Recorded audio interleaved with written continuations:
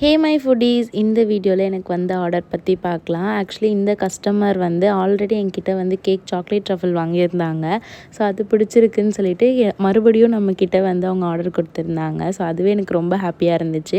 2 கேக்குமே ஒரே கஸ்டமருக்கு தான் போச்சு.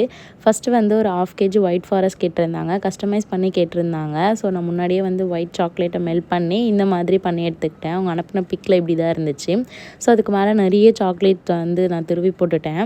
அதுக்கு மேலே வந்து செரீஸ்லாம் வச்சுட்டு அதில் அவங்க கொஞ்சம் வேர்டிங்ஸ் கேட்டிருந்தாங்க. ஸோ அதை வந்து ஃபாண்டன்ட்டில் கட் பண்ணி எடிபிள் மார்க்கரில் எழுதி அதையும் ப்ளேஸ் பண்ணியாச்சு. ஃபைனல் அவுட்புட் இப்படி தான் இருந்துச்சு.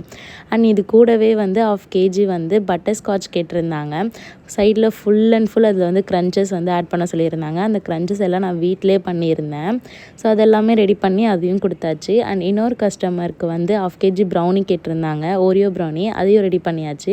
இந்த கேக்கில் இது உங்களுக்கு பிடிச்சிருந்துச்சுன்றது கமெண்ட் பண்ணுங்கள்.